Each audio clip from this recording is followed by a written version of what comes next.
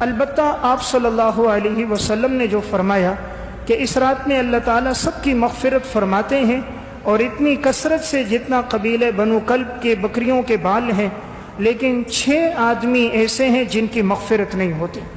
ان 6 کا تذکرہ شعب الایمان کی روایت میں۔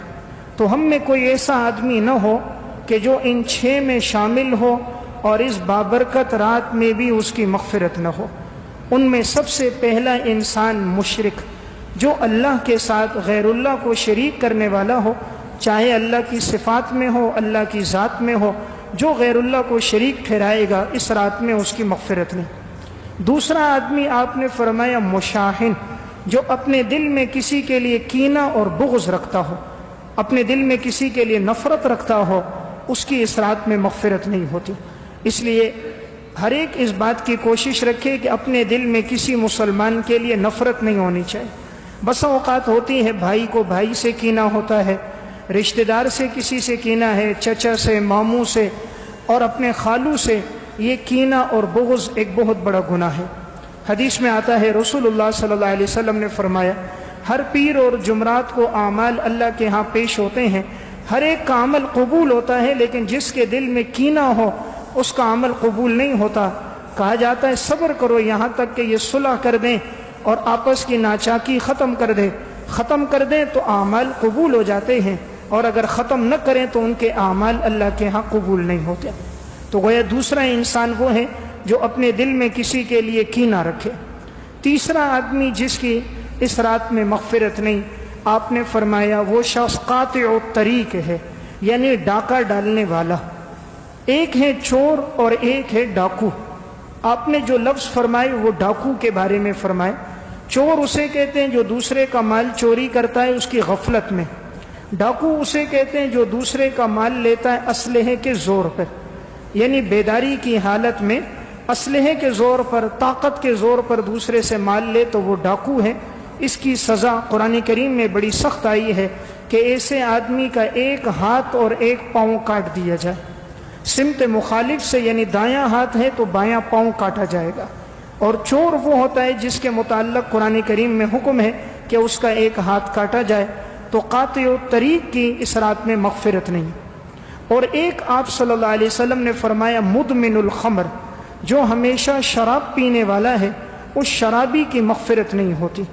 تو شراب پینا اتنا بڑا گناہ ہے کہ نبی اکرم صلی اللہ علیہ وسلم نے فرمایا لا یشرب الشارب حین یشرب وہو مؤمن، شراب پینے والا جب شراب پیتا ہے تو وہ مسلمان نہیں رہتا۔ 2 گناہ ایسے ہیں کہ جس وقت انسان ان گناہوں کا ارتکاب کر رہا ہوتا ہے تو اس کا ایمان باقی نہیں رہتا۔ نمبر 1 زنا، نمبر 2 شراب۔ آپ صلی اللہ علیہ وسلم نے فرمایا لا یزنی الزانی حین یزنی وہو مؤمن ولا یشرب الشارب حین یشرب وہو مؤمن، زنا کرنے والا جب زنا کرتا ہے تو مسلمان نہیں رہتا، شراب پینے والا جب شراب پیتا ہے تو وہ مسلمان نہیں رہتا۔ اس لیے ایک روایت میں آتا ہے جب کوئی انسان معاذ اللہ زنا کر رہا ہوتا ہے تو ایمان اس کے دل سے نکل جاتا ہے اور سائبان کی طرح اس کے اوپر ہوتا ہے، یعنی جب تک وہ اس فعل میں ہوتا ہے ایمان لوٹ کر نہیں آتا۔ اس سے اندازہ کیا جا سکتا ہے کہ کتنا بڑا گناہ ہے کہ اس کے ساتھ ایمان دل میں جمع نہیں ہوتا۔ تو بہرحال جو شرابی آدمی ہے اس رات میں اس کی مغفرت نہیں۔ اور حدیث میں بڑے سخت الفاظ میں وعید ہے۔ رسول اللہ صلی اللہ علیہ وسلم نے فرمایا جس نے شراب کا ایک قطرہ پیا 40 دن اللہ اس کی عبادت قبول نہیں کرے گا۔ نبی اکرم صلی اللہ علیہ وسلم نے فرمایا جس نے دنیا میں شراب پی ہوگی اللہ قیامت کے دن اس کو جہنمیوں کے جسم سے نکلنے والی جو خون اور پیپ ہوگی اللہ اسے وہ پلائے گا۔ تو اس لیے احادیث میں بڑے سخت الفاظ میں وعید ہے شرابی کے لیے، اور اس رات میں اس کی مغفرت نہیں۔ ایک گناہگار اور جس کی مغفرت نہیں تو آپ صلی اللہ علیہ وسلم نے فرمایا وہ شخص ہے قطع تعلقی کرنے والا، جو کسی مسلمان سے قطع تعلقی کرے، بات چیت کو چھوڑ دے، رشتہ ناتا ختم کر دے، فرمایا ایسے آدمی کی مغفرت نہیں۔ قطع تعلقی اتنا بڑا گناہ ہے کہ نبی اکرم صلی اللہ علیہ وسلم نے ارشاد فرمایا لا يدخل الجنت قاطع، قطع تعلقی کرنے والا جنت میں داخل نہیں ہوگا۔ رسول اللہ صلی اللہ علیہ وسلم نے ارشاد فرمایا لا يحل لأحد ان يهجر اخاه فوق 3، فمن حجر فوق ثلاث فمات دخل النار، کسی کے لیے حلال نہیں کہ وہ 3 دن سے زیادہ کسی سے قطع تعلقی کرے، اور اگر کسی نے 3 دن سے زیادہ قطع تعلقی کی، اس حال میں اسے موت آ گئی، آپ نے فرمایا فمات دخل النار، جیسے مرے گا جہنم میں داخل ہوگا۔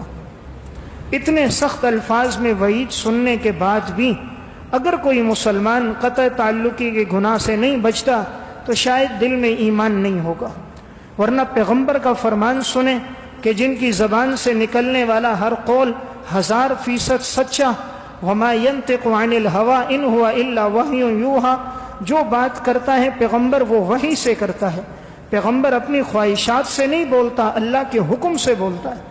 تو رسول اللہ صلی اللہ علیہ وسلم فرما رہے ہیں جس نے قطع تعلقی کی 3 دن تک، اس حال میں موت آ گئی جہنم میں داخل ہوگا۔ اس لیے انسان اس گناہ سے بچے۔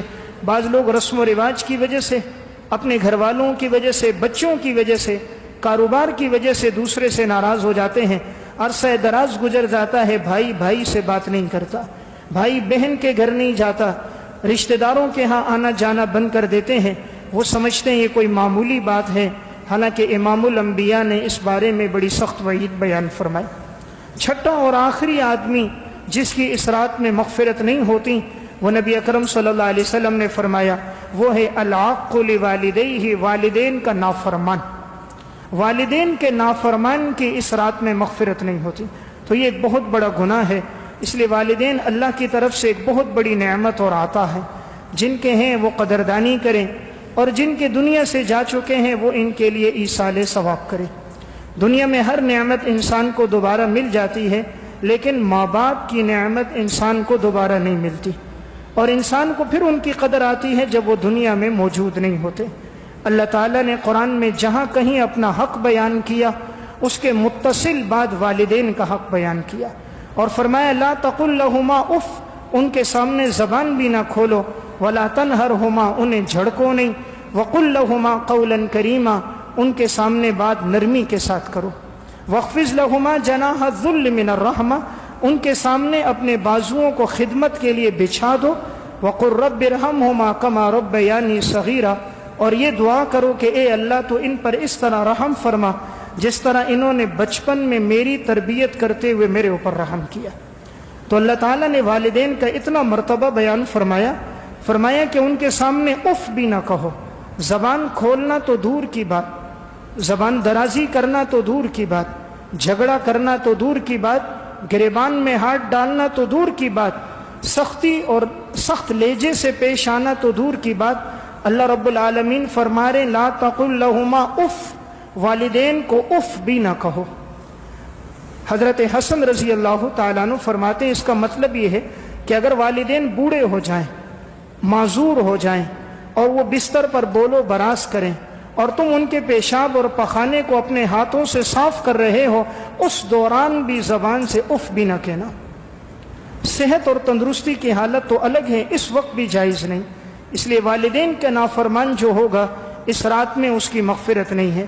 اس لیے انسان اگر اس گناہ میں خدا نہ کرے ہے تو توبہ کر دے۔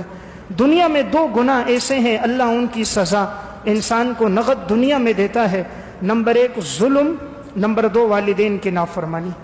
باقی ہر گناہ کے لیے سزا تو آگے شروع ہوتی ہیں، لیکن یہ 2 سزائیں ایسی ہیں جو دنیا میں ہی اللہ تعالیٰ انسان کو دے دیتا ہے۔ اردو کی ایک کتاب ہے والدین کی اطاعت اور نافرمانی واقعات کی زبانی، اس میں انہوں نے واقعہ لکھا۔ ایک شخص کی والدہ تھی، وہ بوڑھی ہو گئی، اس نے اپنے پسند کی شادی کی تھی، محبت کی شادی تھی، چند ماہ تو گزر گئے۔ اب اس نوجوان کی والدہ کو مرگی کی بیماری ہو گئی۔ بیماری کی وجہ سے کبھی وہ بے ہوش ہو جاتی، کبھی نیچے گر جاتی۔ تو چند دن تو بہو نے خدمت کی، اب اس نے جھگڑے شروع کر دیے اور اپنے شوہر سے کہا اس گھر میں یا میں رہوں گی یا تمہاری ماں رہے گی، یہ روز روز کی خدمت مجھ سے نہیں ہوتی، یا اسے نکالو یا مجھے نکالو، کوئی ایک فیصلہ کر دو۔ وہ بیوی کی محبت میں فریفتہ تھا، دین اور شریعت سے واقف تو تھا نہیں، عقل پر شہوت کا غلبہ تھا۔ اس نے کہا ٹھیک ہے میں اس بوڑھی اماں کو مار دوں گا۔ بوڑھی ماں مرگی کی بیماری میں تھی، تو ایک رات ماں سے کہنے لگا اماں جی اوپر چھت پہ چڑھتے ہیں، اوپر ہوا تازی لگتی ہے، تازی ہوا تمہیں لگے گی، آب و ہوا اچھی ہے، آپ کی صحت اچھی رہے گی۔ ماں تو ماں ہے، وہ اوپر چلی گئی۔ جیسے اوپر چھت پہ پہنچی تو چھت کے ارد گرد دیوار نہیں تھی۔ اس بدبخت بیٹے نے ماں کو اوپر لے جا کر اوپر سے نیچے دھکا دے دی، اور جب ماں اوپر سے نیچے گری تو اس کا وہیں پر انتقال ہو گیا۔ ماں تو دنیا سے چل بسی۔ اس دنیا میں بعض ظالم اور منافق ہوتے ہیں جو کرتوت بھی خود کرتے ہیں، ظلم بھی خود کرتے ہیں، مگر مچھ کی طرح پھر آنسو بھی بہاتے ہیں۔ اس نے بھی یہی کیا، نیچے اترا، رونے لگ گیا، میری ماں چھت سے نیچے گر گئی، میری ماں مر گئی۔ پورے علاقے کے اندر سب کے سامنے آنسو بہاتا کہ میری ماں کا انتقال ہو گیا۔ چند لوگ آئے، اس کے پاس تعزیت کی، جنازہ ہوا، اب اس کی بیوی خوش ہو گئی۔ انسان بڑا نادان ہے، وہ یہ سمجھتا ہے میں کوئی ظلم کر دوں، کوئی گناہ کر دوں، مجھ سے پوچھنے والا کوئی نہیں۔ کبھی کرسی کے نشے میں، کبھی اقتدار کے نشے میں، کبھی دولت کے نشے میں وہ فرعون بن جاتا ہے۔ وہ نہیں سمجھتا تیری کرسی کے اوپر، بادشاہت کے اوپر آسمان اور زمین کا بھی بادشاہ ہے۔ تیرے پاس عارضی اقتدار ہے، کائنات کا ایک اقتدار تیرے رب کے پاس بھی ہے جس پر کبھی زوال آنے والا نہیں ہے۔ پھر چند ماہ گزرے، جس بیوی کی خاطر یہ کیا تھا، چند مہینوں کے بعد اس کو وہی مرگی کی بیماری اسی کو لگ گئی۔ بیوی نے چند دن تو خدمت کی، لیکن عشق کا جو بھوت ہوتا ہے یہ چند مہینے تک ہوتا ہے، چند ماہ کے بعد عشق باقی نہیں رہتا۔ جس کام کی بنیاد اللہ کی نافرمانی پر ہو اس میں سکون نہیں ہوتا۔ اب وہی بیوی جس کی خاطر ماں کو مارا تھا، بیوی نے خلا لیا اور بیوی چلی گئی۔ جو بچے تھے انہوں نے بھی ساتھ چھوڑ دیا۔ اب اسے بیماری جب ہوتی، دورہ پڑتا، کوئی اس کے قریب نہیں ہوتا تھا۔ علاقے کے لوگوں کو بھی پتہ چل گیا تھا یہ وہ بدبخت تھا جس نے اپنی ماں کو اوپر سے گرایا تھا۔ کوئی اس کے قریب آنے کے لیے تیار نہیں تھا، ایڑیاں رگڑتا رہتا تھا، کوئی پاس نہ آتا، کسی کو بلاتا کوئی قریب نہ بیٹھتا۔ ایک دن اسی طرح اپنی بیماری کی حالت میں اپنی چھت پہ چڑھا، اور اسی چھت پر اسے پتہ نہ چلا، وہیں سے نیچے اس نے چھلانگ لگائی۔ یہ وہی جگہ تھی جس جگہ سے اس نے اپنی ماں کو دھکا دیا تھا، اسی جگہ پر پہنچ کر یہ اوپر سے نیچے گرا اور اس کا انتقال ہو گیا۔ تو اللہ نے ظلم کی سزا اسے دنیا میں دے دی۔ اس لیے میں عرض کر رہا تھا یہ وہ گناہ ہے کہ جس میں تاخیر کوئی نہیں، رب العالمین فوراً ہی انسان کو سزا دے دیتا ہے۔ تو والدین کے نافرمان کی مغفرت نہیں ہے، اس لیے دنیا میں بہت بڑا عطیہ ہے۔ وہ کوئی بات سخت لہجے میں بھی کہہ دیں تو انسان برداشت کرے، تھوڑی دیر کے لیے سوچیں انہوں نے میری خاطر کتنی تکلیفیں برداشت کی ہیں۔ ماں باپ جو اولاد کے لیے کرتے ہیں انسان تصور بھی نہیں کر سکتا۔ یہ وہ ماں ہی ہوتی ہے جو 9 مہینے تک اپنے پیٹ میں بچے کو اٹھا کے پھرتی ہے۔ انسان اپنے پیٹ کے ساتھ کوئی 4-5 کلو کا وزن باندھ دے، چند مہینے گھوم پھر کر تو دکھائے، لیکن ماں 9 مہینے یہ بوجھ برداشت کرتی ہے۔ پھر جب وضع حمل کی تکلیف ہوتی ہے وہ الگ وہ برداشت کرتی ہے۔ 2 سال تک بچے کی خدمت کرنا، دودھ پلانا، ماں اسے الگ برداشت کرتی ہے۔ تو ماں کی محبت کا کوئی ثانی دنیا میں موجود نہیں ہے۔ یہ وہ ماں ہی ہوتی ہیں، دسترخوان پہ بیٹھتی ہیں، سالن سامنے ہوتا ہے، بوٹی بیٹے کے آگے رکھتی ہیں، گوشت اپنے بیٹے کو دیتی ہے، بیٹا تم کھاؤ۔ بیٹا کہتا اماں جی تم لے لو، فرماتی نہیں مجھے بھوک نہیں ہے، مجھے طلب نہیں ہے۔ حالانکہ اس ماں کو بھی طلب ہوتی ہے، لیکن وہ چاہتی ہے میرا بیٹا کھا لے، میری پرواہ کوئی نہیں۔ اکثر دسترخوان پہ دیکھیں یہ مائیں ہوتی ہیں، ہڈیاں جو ہوتی ہیں، مچھلی کھاؤ جو اس کے کانٹے ہوتے ہیں، یہ مائیں وہ کانٹوں سے چھوٹی چھوٹی مچھلی کے پرزے لے کر منہ میں ڈالتی ہیں اور ان ہڈیوں سے گوشت کے ذرات لے کر خود کھاتی ہیں اور اپنے بیٹوں کو گوشت کی بوٹیاں، تازی مچھلیاں دیتے ہیں۔ بیٹا کہتا اماں جی یہ لے لو، کہا نہیں مجھے یہ زیادہ اچھے لگتے ہیں، اس میں لذت زیادہ ہوتی ہے۔ حالانکہ اس ماں کو بھی تو گوشت کی بوٹی اچھی لگتی ہے، اس ماں کو بھی تو مچھلی کا ٹکڑا اچھا لگتا ہے، لیکن وہ اپنے جگر کے ٹکڑوں کو کھلانے کے لیے دنیا میں سب کچھ برداشت کر دیتی ہے۔ عین جوانی میں شوہر کا انتقال ہو جاتا ہے، 1 سے 2 بچے ہوتے ہیں، لوگ مشورہ دیتے ہیں شادی کر دو، وہ شادی نہیں کرتی اپنے ان بچوں کی خاطر، کہیں میرے بچوں کا مستقبل تاریک نہ ہو جائے۔ ان بچوں کو سنبھالتے سنبھالتے اس کے سر میں چاندنی آ جاتی ہے، سفید بال آ جاتے ہیں، اور جب یہی بچے جوانی میں پہنچتے ہیں تو اسی ماں کو دھکے دے کر گھر سے نکال دیتے ہیں۔ کبھی نہیں سوچا انہوں نے کتنی مشقتیں برداشت کی۔ یہ وہی ماں باپ ہوتے ہیں کہ جب یہی بچہ پروان چڑھنے لگتا ہے، باپ کا انتقال ہو جاتا ہے، تو یہ ماں فیکٹریوں میں ملازمت کرتی ہے، 8-8 10-10 گھنٹے کام کرتی ہے، گھر میں بھی آ کر 4-4 گھنٹے کام کرتی ہے، صرف کیوں؟ اس لیے کہ میرا بچہ کچھ پڑھ لے، میرا بیٹا تعلیم حاصل کر دے۔ یہ ساری محنت مزدوری اولاد کے لیے ہوتی ہے۔ کوئی مائیں کپڑے سلائی کر رہی ہوتی ہیں اور کسی نے اپنے کندھوں پر کپڑے رکھ کر دروازے پر در در پر جا کر اور وہ کپڑے فروخت کر رہی ہوتی ہیں۔ کتنی مائیں ہوتی ہیں جو مالداروں کے گھروں میں جا کر ان کے برتن دھوتے دھوتے ان کے ہاتھوں کی رنگت تبدیل ہو جاتی ہے، کھانا پکاتے پکاتے ان کے چہرے کا رنگ بدل جاتا ہے۔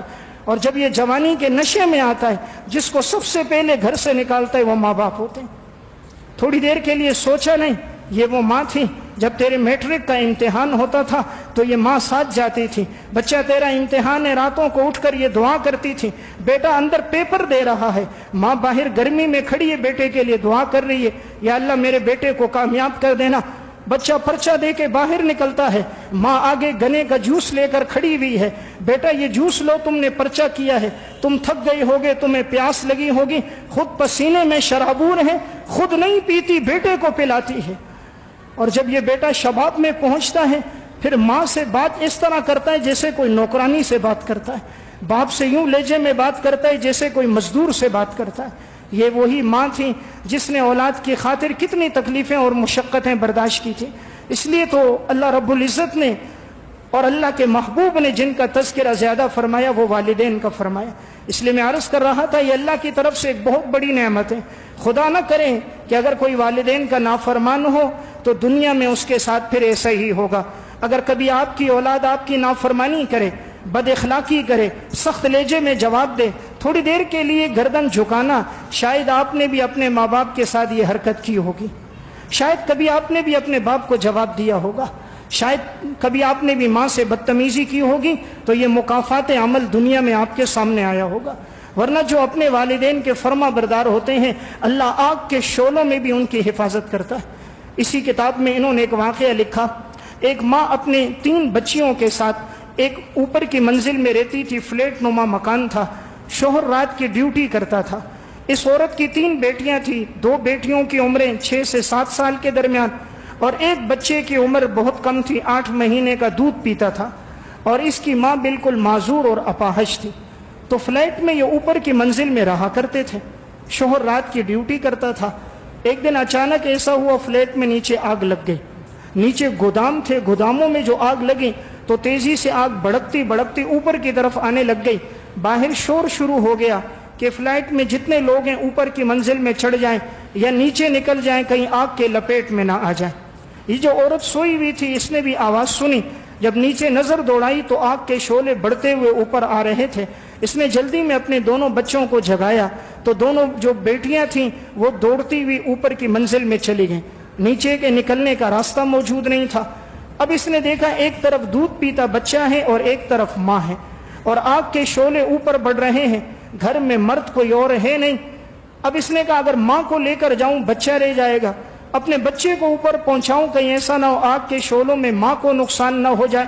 اس بیٹی نے اپنی ماں کو اپنے کندھے پہ اٹھایا، ماں تو معذور تھی، چل نہیں سکتی تھی، ماں کو پیچھے کندھے پر اٹھایا، ہاتھوں میں ہاتھ لیے اور اس طرح 4 زانو ہو کر سیڑھیوں سے چڑھتی چڑھتی اپنی ماں کو اوپر کی منزل میں پہنچایا۔